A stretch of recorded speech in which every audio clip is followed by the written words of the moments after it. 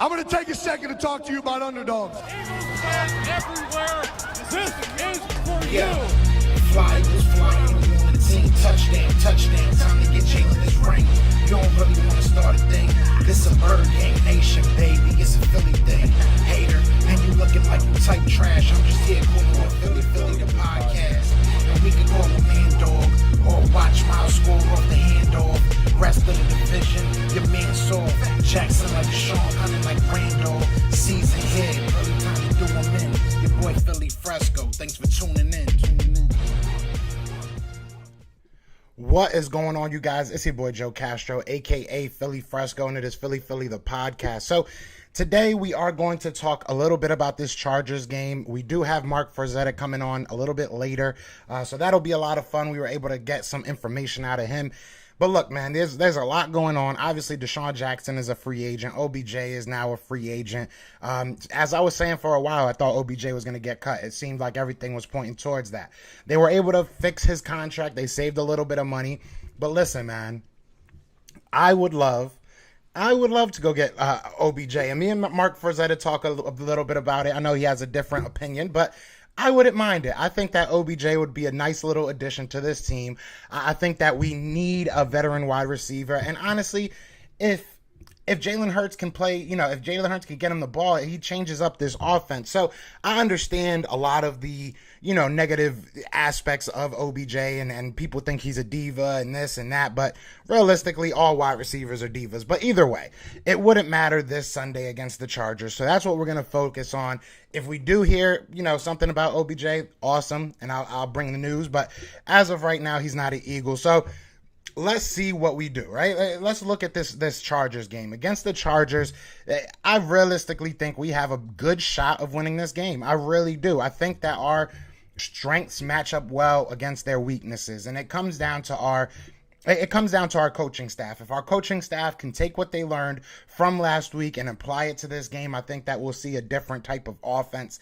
And I think that if you can keep the defense off of the field for 40 minutes, 50 minutes as they were in a lot of these games, that felt like you can see the strengths of this defense showing out. Once a team becomes a pass first team against us, they don't necessarily have the best success, except for the Kansas City Chiefs. They kind of beat us up. I'm not going to lie here.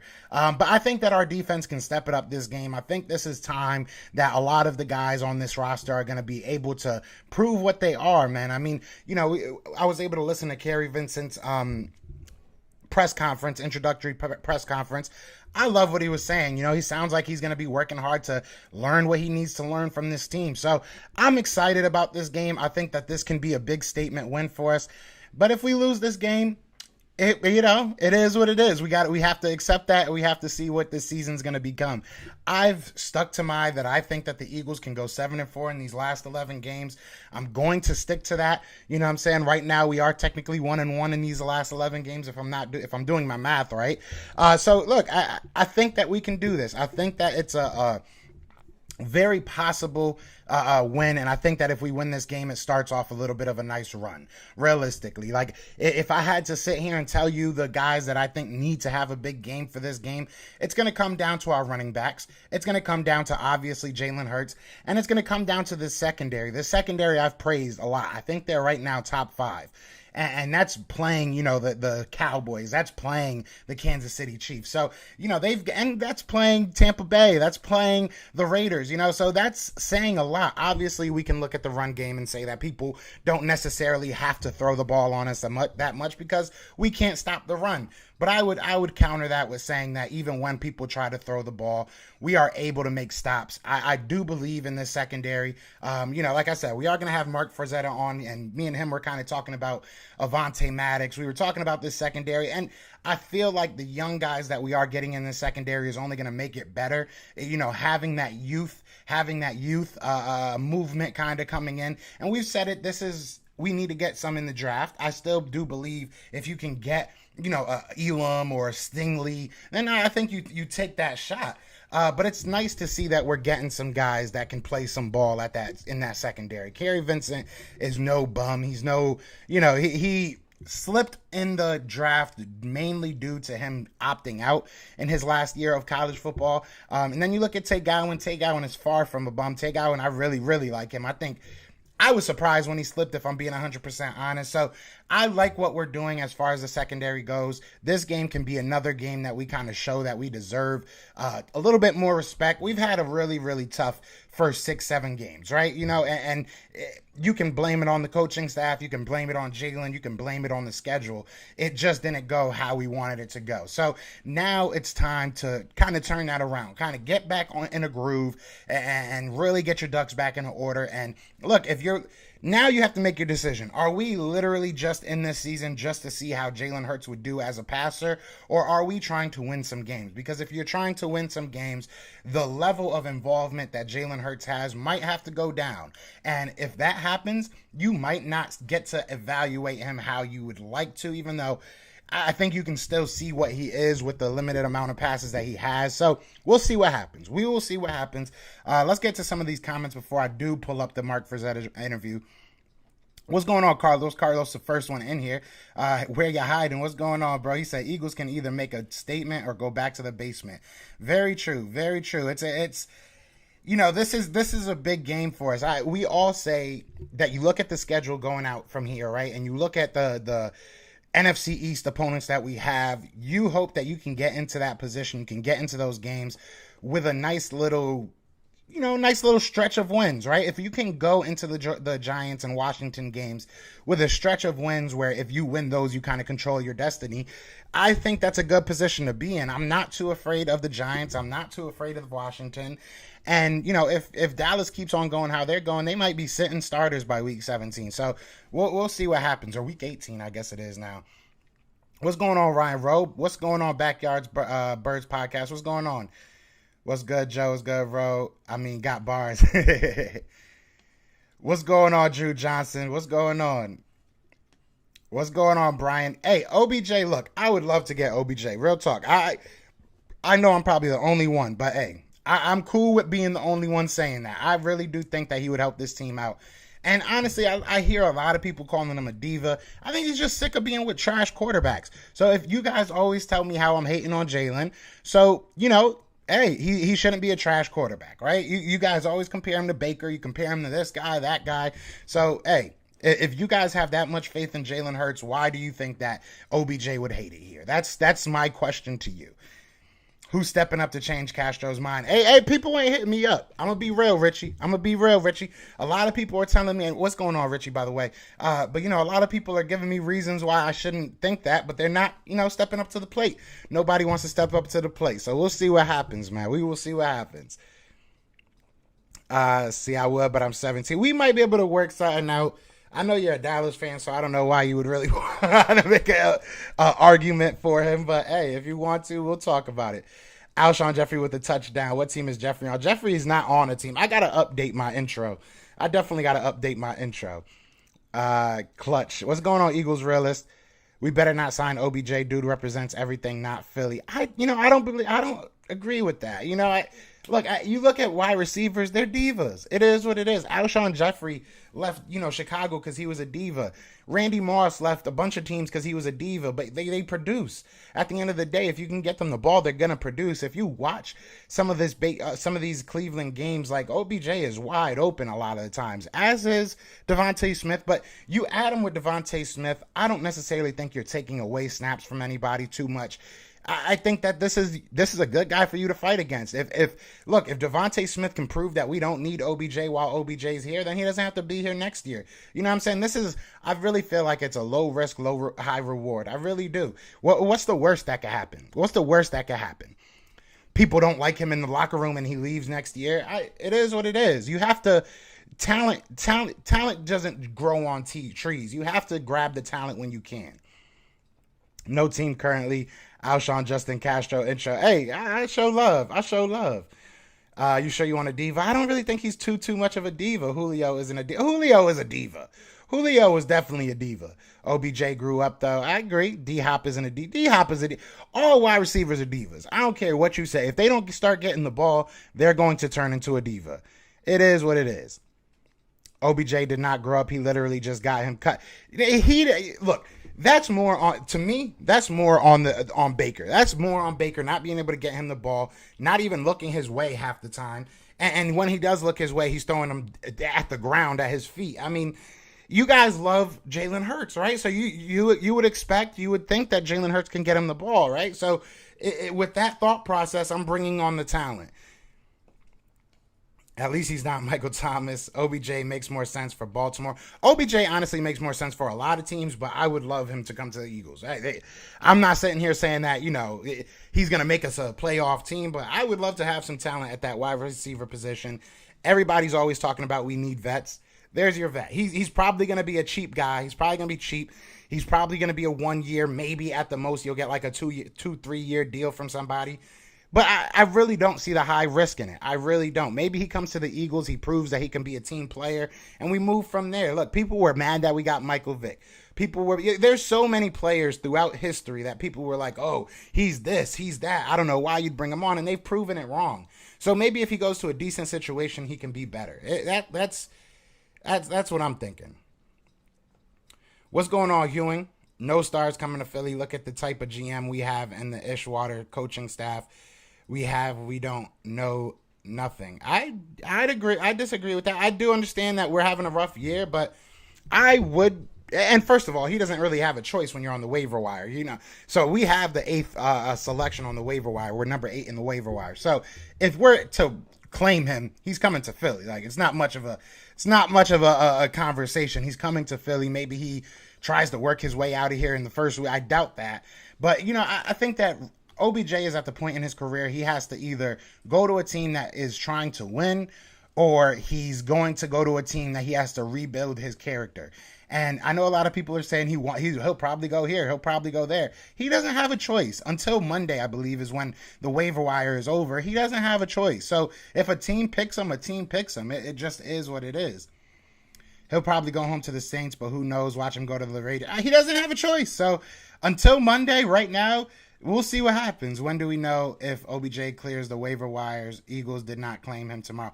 Yeah, it's Monday. I'm pretty sure it's Monday. OBJ wants to win. He finna get Ben Simmons if a rebuilding team claims. Maybe. And honestly, if he does that, where else is going to want to take him? Like, if you come into another place and be a obvious distraction, who's going to want to take him? Right now, I feel like there's excuses being made for him. Like, a lot of players even, and Steve Smith said it the other day, he's leaving because of Baker. Like, it is what it is. We always give, we say that people shouldn't want to come to the Philadelphia Eagles because of our coaching staff, because of the players we have, because of this, because of that. So why can't he want to leave Cleveland because of the same reasons? Why is he a diva because of that? That's what I want to know. So all these players that we get should just be, labeled divas that don't want to come here. The coach for the Chargers is a diva. What's going on, Marianne? What's going on? A big difference with the Detroit game is that Jalen handed it off on read options instead of keeping it like usual. I agree with that as well. What's going on? Eagles has landed. We need a big body possession receiver. I mean, I don't know if we really need to kitty corner ourselves like that. OBJ stinks. Hey, everybody's entitled to an opinion. Hurts is in his first year starting. That's cool. Joe, we don't even know how to use the receivers we have. What makes you think OBJ would be any different?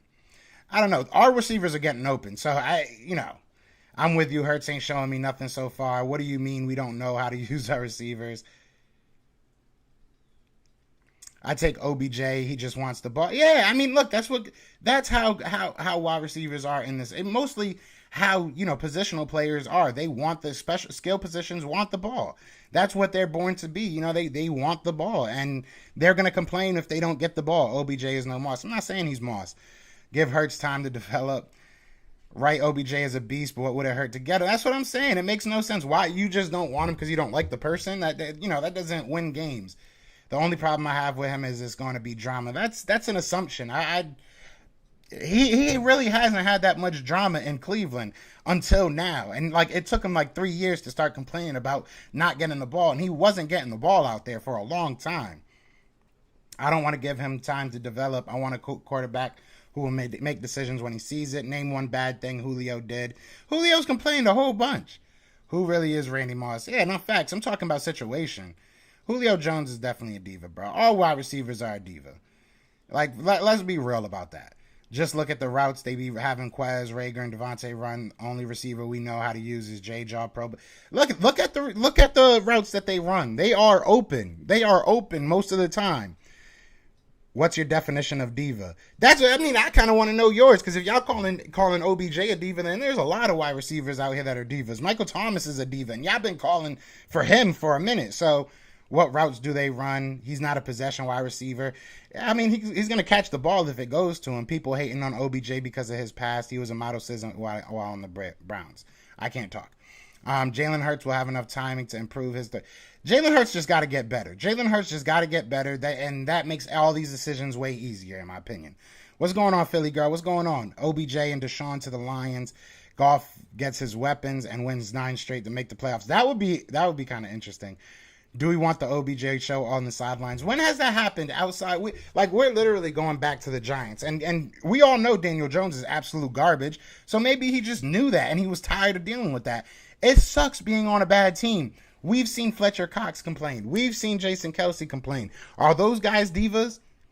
You know what I'm saying? Like, it sucks losing in the NFL. Why are we just label somebody we don't necessarily like as a diva in their drama? They're cancer. They're this. Come on, I want to win. Rager runs every route half-assed. Devontae only allowed to run crossers or comebacks, and Quez mostly runs go routes. All of them are being utilized wrong. I mean, I disagree. If you watch Devontae Smith, he's run a full route tree. Rager has been he's been asked to be a running back. He's been used in a lot of different ways.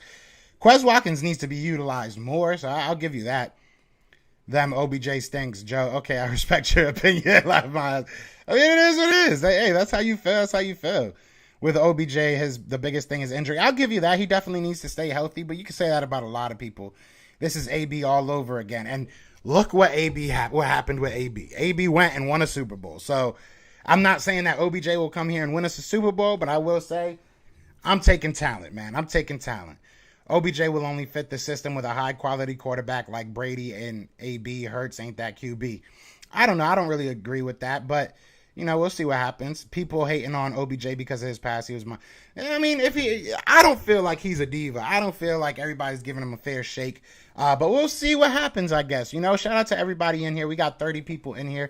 Be sure to hit that like. Really helps me out when you guys hit that like. Just shoots out this type of content to other people and gets everybody in here joining the family. So hit that like, hit that subscribe if you are new. I really do appreciate it. And if you want to become a member, it is only $1 and the link is in the description.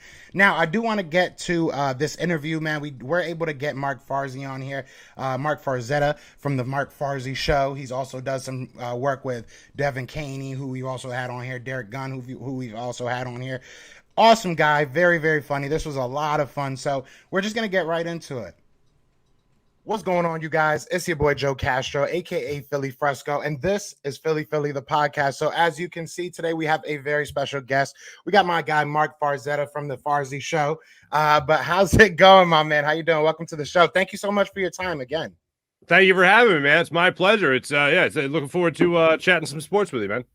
Definitely. So at least we are meeting on a positive note, right? The Eagles finally have a win under their belt, no matter that it's against the Lions. I heard your last show where you're saying we have to put the parentheses around it, but a win is a win, right? So we'll hop right into it. We're sitting at 3-5, right? The Eagles haven't had the prettiest of seasons, but from your perspective, how are you feeling so far about these Eagles this year? I mean, I was really hoping. I mean, I based a lot of things. Like, I was one of those people saying maybe 9, maybe 10 wins, but all that was based on whether or not Nick Sirianni was a halfway decent coach and Jalen Hurts looked like something special. And right now, neither have looked like something special. Now, I'm more worried about Nick Sirianni than I am necessarily Jalen Hurts, about who could be more special coming out of this little Sirianni-Hurts era. But I don't feel overly enthusiastic about this team. I haven't been really all that impressed with Nick Sirianni. I'll say, let me start off with a positive, because I feel like a lot of shows, even my own, I've really ripped the guy a lot. Let me say something positive. Penalties were a huge issue to start the season. Penalties haven't been a huge issue over the last couple of games. So there's improvement right there. However, I don't feel like Nick Sirianni really possesses what it takes to be a successful head coach in the NFL. And why do I say that after only 8 games? because for the vast majority of time, you see him ignore certain aspects of the game, even if they work. Now, against the Lions, it seemed like more of a push-button offense. Run the ball against them. They can't stop you. Your offensive linemen were telling you, just keep running the ball. You listened. It worked out well. Again, parentheses, it's the Lions. This is a huge game for Nick Sirianni because a lot of the same stuff that worked against the Lions can work against the Chargers. Even if they stack the box, they put 8 in the box, whatever it might be, you still have to run the football.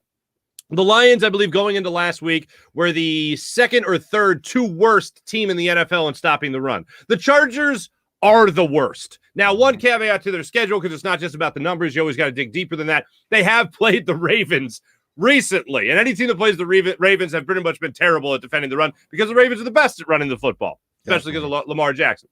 But when you look at Nick Sirianni, if he cuts and pastes a lot of the same stuff that he did, or at least that same philosophy against the Chargers, they're going to have success. They're going to win this football game. If you don't put everything on Jalen Hurts, which apparently took him 7 weeks to figure out, he can be a better quarterback. And he was a better quarterback against the Lions. He'll definitely be asked to do a lot more because this is a better team, and Justin Herbert is a better quarterback than Jared Goff. But if you can take what you did against those Lions, use a lot of the same philosophies, not necessarily the same plays, but the same philosophies, you're going to have success. You're going to win this football game. The biggest concern for me when it comes to this particular game, though, really comes down to the defense. And for me, it's all about Jonathan Gannon. If you sit back like you did against the Oakland Raiders the Vegas Raiders, and you play the LA Chargers the way you're about to play this game, he's going to pick you apart. Justin Herbert's going to pick you apart the same way Derek Carr picked you apart, if not better. So again, same philosophies you were able to use against the Lions. You can apply them in this game as well to put some pressure on Justin Herbert. He's got a lot more mobility than Jared Goff, certainly, and certainly more than Derek Carr. However, if you're still aggressive, maybe you could force the young quarterback into some mistakes. He's not coming off his best 2 games. He's going to be looking for a bounce-back game. You get in his head early, he could start to think that things are starting to spiral out of control. So Gannon's got to be aggressive. Sirianni's got to take a lot of the workload off of Jalen Hurts, and they got to go after it in this particular game. Definitely. Now, you did bring it up, which kind of segued perfectly. You did bring up that we ran the ball for once. I know everybody collectively sighed together as Eagles fans. You know, that's something that we've wanted for a long time as not just fans, but I'm sure the players looked like the offensive line loved it. You know, they loved being road graders.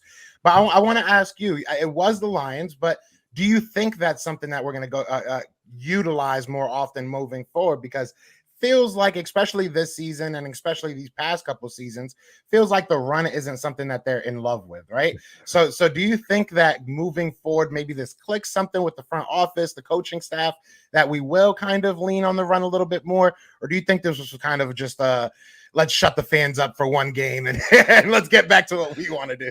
I don't, simply because I think it's at the point where the offensive line isn't going to allow them to not only abandon, but ignore the run. And that was what's so dumbfounding about the really early goings, really everything previous to this game against the Lions last week, was that they didn't abandon the run. They ignored the run. And I know I caught a lot of people off guard when I said this. I've never seen a head coach ignore the run. And people are like, Andy Reid, Doug Peterson, Chip Kelly. And I'm like, no. Those guys were running the ball at some point and then abandon it. Exactly. Nick Sirianni wasn't doing anything with the run. He literally ignored the run game. I've never seen that. Like, even Andy Reid was looking at going, I think they should run the ball here. This is ridiculous. So that to me was just mind-numbing when it came to trying to figure out Nick Sirianni and what his philosophy was. So I think this offensive line coming off this Lions game is going to say, Nick, this is working. Or, hey, coach, this is working. If you really want to water them roots, if you want to water them flowers, this is the water we need. Pour it on us, man. Let us run the football. This can be our bread and butter. Because every head coach at some point, yes, dissect another team, see what their weaknesses are, exploit them, counter them, all that stuff. But every once in a while, you got to say to yourself, this is what we do well. So let's do it. Here's our best shot. Throw it in the defense's face and see what they do to stop you. Try and stop us. Boston Scott had the best quote after that game on last Sunday. Boston Scott came out and said, yeah, stop us. You know what's coming. Stop us. Every once in a while, they're going to guess right. You're going to be predictable. They're going to guess right. And even when they know what's coming, you beat them. That's a great sign right there. Definitely. And even on some of those runs with Jordan Howard, I mean, he was stopped behind the line and just basically fell for like 3 or 4 yards. So, Like you said, it keeps you on schedule. It gives your quarterback a little bit less to do, right? And that kind of brings me to my next question. Last game, we obviously had probably our best showing of the season as far as the whole team goes.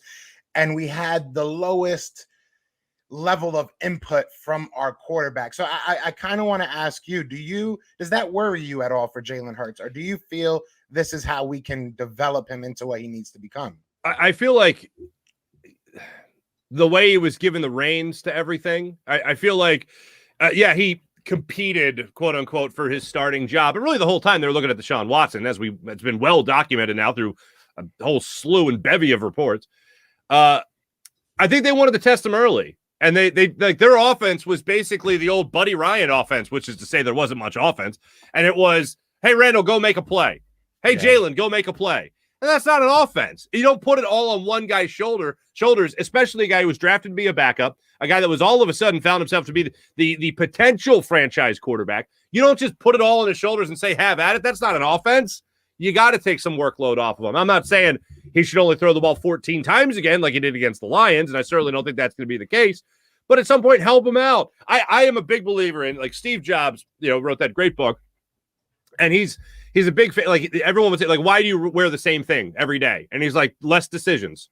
I don't want to have to make more decisions throughout my day and take the energy to do it. So if you're a starting quarterback and everything's on you and you got to decide every single play where you're going with the ball, and first off, even before you go anywhere with the ball, you got to decide whether or not it's going to be a run or a pass because of the RPOs. Yeah. What are you doing to this guy? Like, even Buddy Ryan would look at this and saying, I don't think that's how you handle a quarterback. So for me, Nick Sirianni being an offensive-minded guy coming from a quarterback like Frank Reich in Indianapolis and working with a slew of other quarterbacks, how he looked at Jalen Hurts and said, this is the best offense for you is ridiculous to me. The fact that it took so long to actually have a couple of play actions, like legit under center turnaround play action down the field, or hand the ball to your running back and let him just make a play.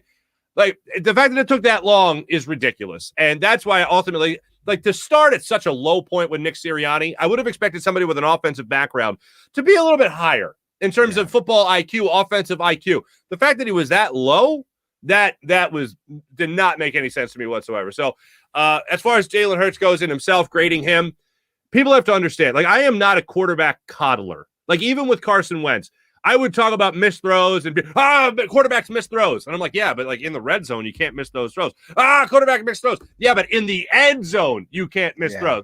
He's fine. I don't think he's fine.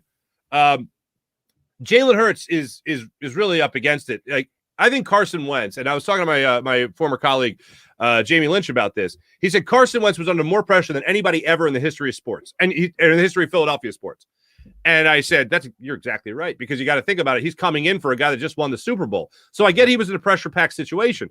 Jalen Hurts now has been drafted as a second rounder, supposed to be a backup to Carson Wentz, it's supposed to be trade bait later on. And now all of a sudden he's getting this opportunity to lead an offense in the NFL, when he had to go through all the offseason talk, all the offseason reports and all that. And he was literally handed the reins now to run an offense where he is asked to do everything for the first 7 weeks of the season. And we talked about the workload being lightened in this last week. But this guy's up against it because they're looking at him right now under a microscope where he has to beat out, not, of course, a backup that just won a Super Bowl, but he has to beat out what you can acquire with 3 first-round picks. Exactly. There's like nobody in the NFL that could compete against being a second-round pick, compete against 3 first-round picks, 2 potentially in the top 10, where you're going to be, you can either get a quarterback in the draft or you can trade for almost anybody you want. Russell Wilson's been on the list. Aaron Rodgers has been on the list. Certainly Deshaun Watson's been on the list. That's what you're going up against if you're Jalen Hurts. So I realize what he's up against. I try to be as fair as possible when evaluating him, but I'm trying to evaluate him like I know Jeffrey Lurie and Howie Roseman are evaluating him, which is, okay, yeah, this is fine now, but what could we get? Exactly, like with all these assets that we have. So that's what he's up against. He hasn't been great this year. He's been good this year. Can he be better? Certainly. I look forward to see him take the next steps if his coach is willing to coach something that's a little bit more quarterback friendly and less workload heavy for a guy like Jalen Hurts. Definitely. And you honestly, you took the words right out of my mouth. I've been very critical of Jalen Hurts on this channel, and a lot of my subscribers, they love me, hate my take sometimes. You know, it is what it is. Yeah. But you know, I feel the same exact way. I feel like Jalen Hurts is fighting ghosts. You know, there's no real bar of what we could have, but we know what we do have. So I agree with you 100%. Every time we see him make a mistake, we're going to say, well, would a first round pick do that? Would a Russell Wilson do that? Would a Aaron Rodgers, even though it might not be realistic that we get these guys. I mean, we've heard a lot of rumors about a lot of different people, but moving forward to the Chargers game, you know, we look at this. We obviously know that the running defense is something that we should be able to pick on a little bit, but what do you expect to see this Sunday? Do you think this could be our first home win? That it's weird even saying that, to be honest. And going into what, week 9 now? Jeez. Let me just say this about the home win real quick. Jason Kelce said something really interesting, and I played it on my show earlier. When he was asked about not winning at home yet, and it's like the longest they've gone, week 9, without winning at home in forever. And Jason Kelce pointed to I don't want to say he pointed and made it seem like he was calling out the defense, but he said, yeah, when you can have a defense that's a little bit more aggressive, basically this is what he said, I'm somewhat paraphrasing. When you have a defense that can get up there and make plays, the crowd really gets into it. And I'm thinking, well, if the offense scores touchdowns, the crowd also gets into it. But I will say, I always go back to this just as a sign of how much Philadelphia loves a great defensive play or loves a great defense. I was at the Eagles draft party the first year of Doug Peterson, Jim Schwartz, Frank Reich. And I'll never forget Dave Spadaro introducing Doug Peterson. It was like, yay, he played here, but we sucked when we played here. Way to see you. He's not Chip Kelly. Yay. Frank Reich, hey, he was a quarterback. Yay, that's cool. Frank Reich. All right, awesome. And then Jim Schwartz. Blah! E-A-G-L-E-S, Eagles place exploded. They were so excited to see Jim Schwartz. Like, that's how much they love defense. So I think that's what he was alluding to in terms of the crowd really have a passion for defense. So if the defense is more aggressive, if you blitz like you blitzed against the Lions, you're going to get the crowd really into it. If your defensive line attacks their offensive line and gets in the backfield, Josh Sweat comes up with 2 early sacks in the first half like he had against the Lions. Derek Barnett gets a sack. What are we doing here? If something like that happens, then yes, the crowd will really be into it and they'll feel like that team doesn't have any chance to score, which would be great. Do I think, to answer your question, whether or not they're actually going to, the second part of that question, whether or not they're going to win at home? I don't. What I see happening, I see the Chargers coming out and getting 2 early scores. Nick Sirianni smashing the panic button, as a matter of fact. And then pass, screen pass. And then we'll see, then Jalen Hurts, obviously, he'll look good in the fourth quarter when it's out of hand. But ultimately, I see I believe the final score I picked was 27-23 in favor of the Chargers. That's not too bad, actually. I mean, I would take late points, man. Late points. You know what I'm saying? Late points. That's very true. We'll probably be down like 27-6, and out of nowhere, I get the rest of the points. Now, I know, you know, I got a couple more questions for you. I know we sound probably like we're being a little bit negative, right? And I know a lot of subscribers are going to probably listen and be like, oh, come on, guys, there's got to be some good. So let me ask you, do you have any positive attributes of this season, whether it be players, whether it be somebody from the coaching staff?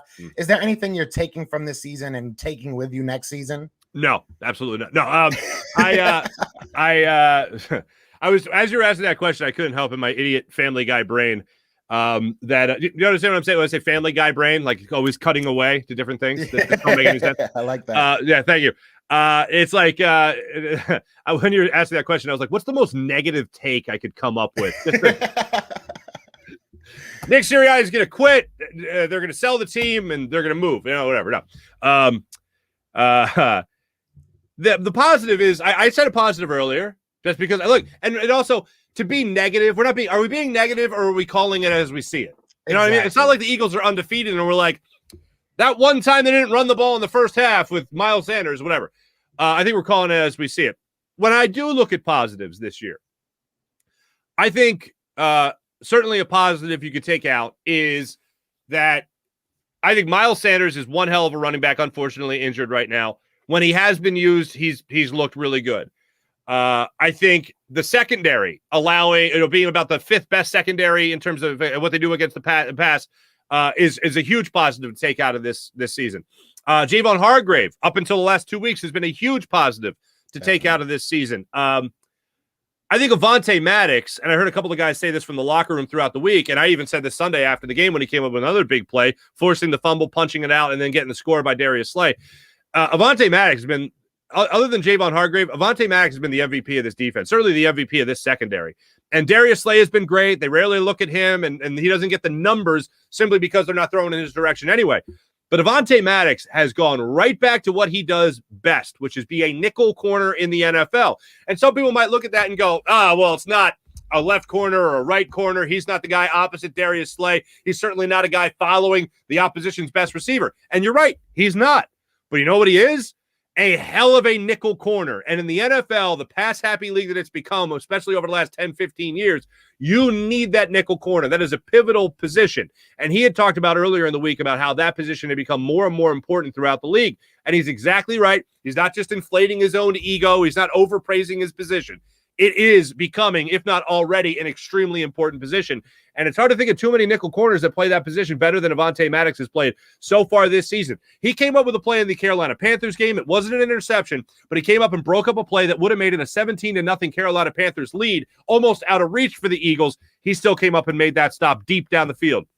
He made 2 stops, not 1, but 2 stops on the Nick Sirianni challenge that actually brought, challenge that brought the Vegas Raiders back onto the football field when they were going to punt on a 4th and 3.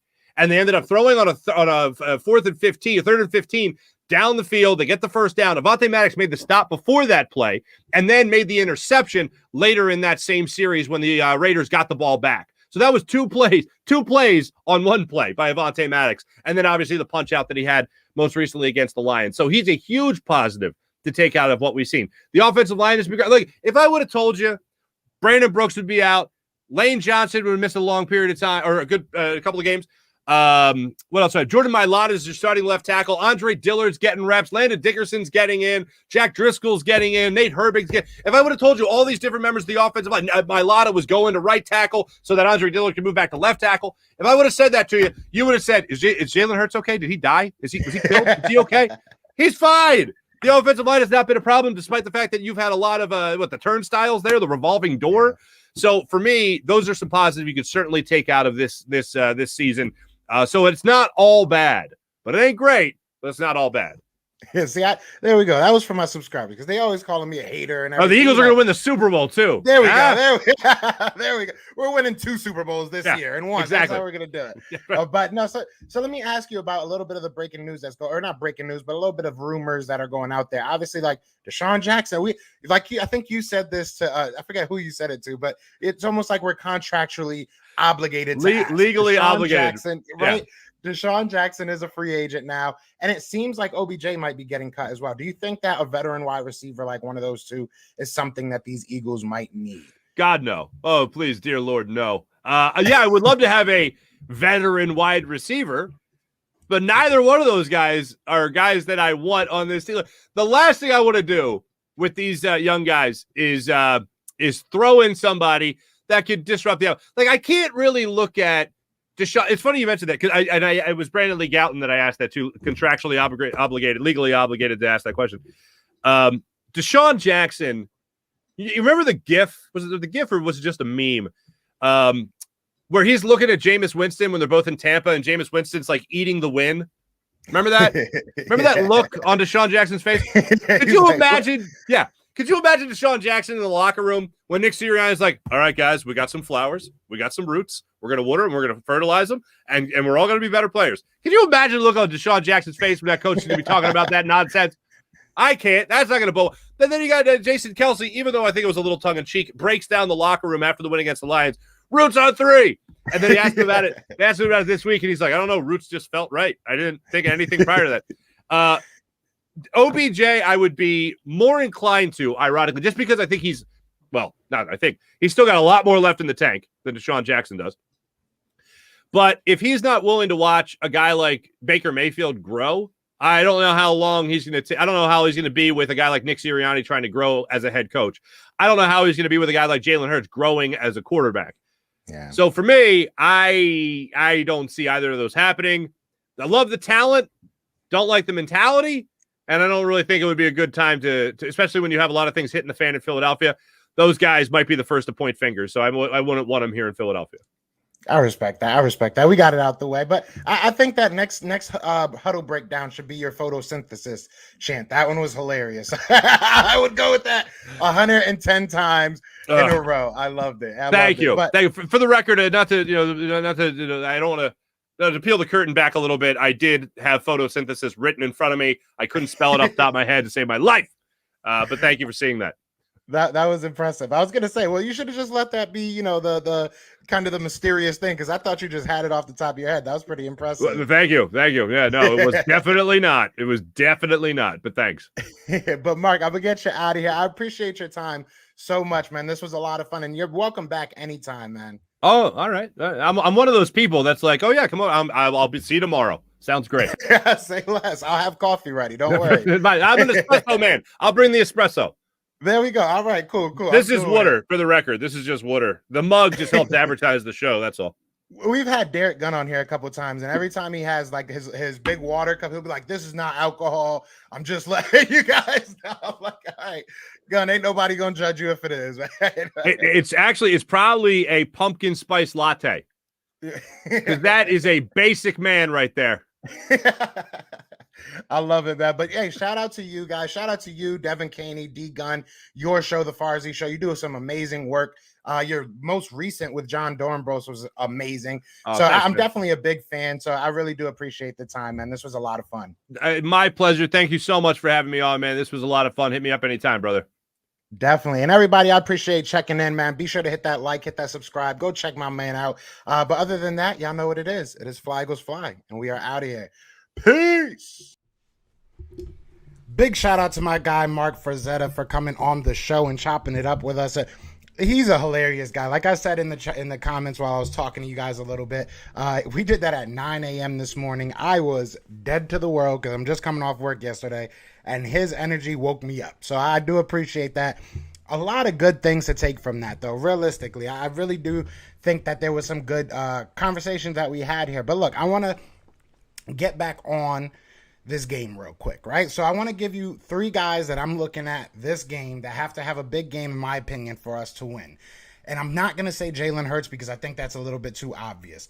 I'm going to go with Jordan Howard. Jordan Howard has to prove that last week was not just a fluke.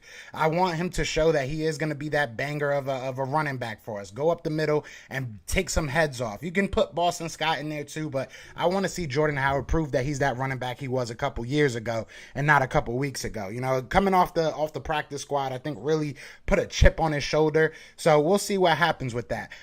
Now, as far, I'm going to go to the defense real quick. On the defensive side, we were talking about this a little bit off air. I wish I would have recorded it because we had a good conversation about the linebackers.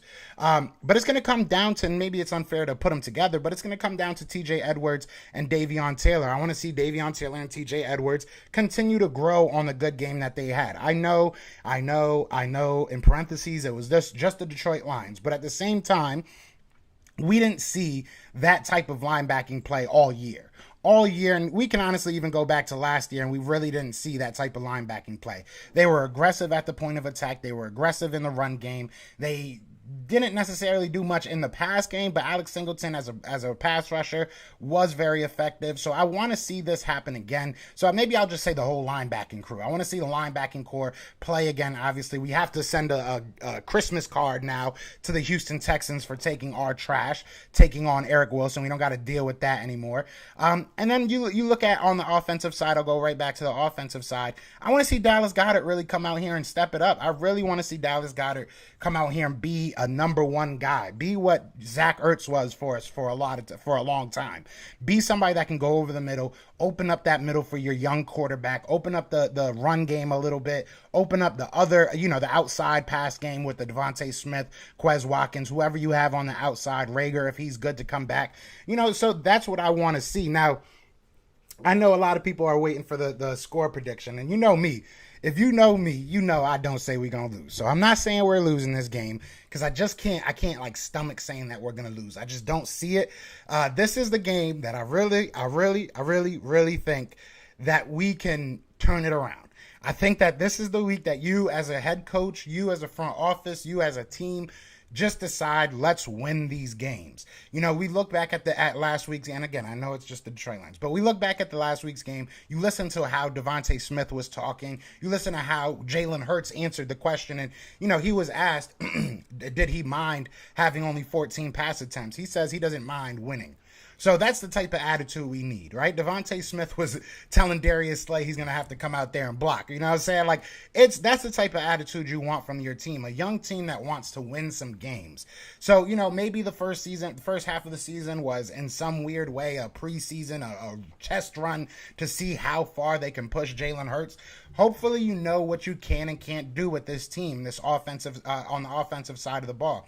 Defensively, I don't want to sit here and say I'm not worried, because obviously Austin Eckler's a very good player. Obviously Justin Herbert's a very good player. Keenan Allen is a very good player. They have offensive weapons that could definitely cause some issues for us on the defensive end. But I do think that we can step it up if we're not asked to do too much on the defensive side.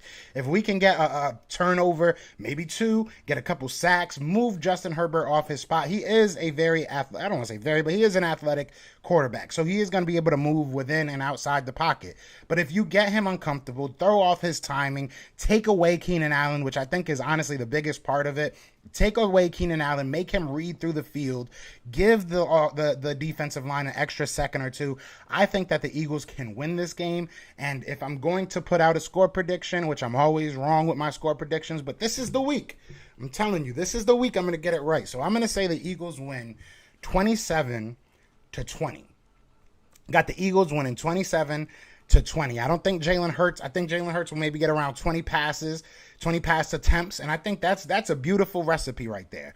Run the ball, run the ball, run the ball. Run it down their throat. We have a good enough offensive line that we can run it down their throat. We have good enough running backs that even if it's stopped in the backfield, like I was saying with Mark, you know, you saw Jordan Howard getting stopped in the backfield a couple times, and that still turned into 3 or 4 yards.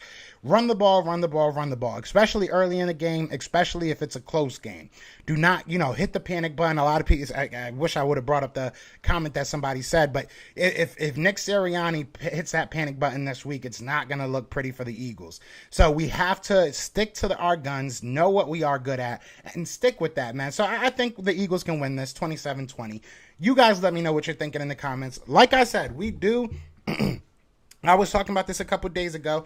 We are going to do a change my mind. If I get enough people, right now I have, I think, 1, maybe 2 people that said they want to do it. If I can get a second and a third, like definite, hit me up on Twitter at PhillyPhillyTP, or hit me up on Instagram at PhillyPhillyTP, or you can message me on Facebook if you got me on Facebook. Wherever you can find me, message me, let me know you want to change my mind about Jalen Hurts. And all I'm saying is I don't think Jalen Hurts is the long-term option.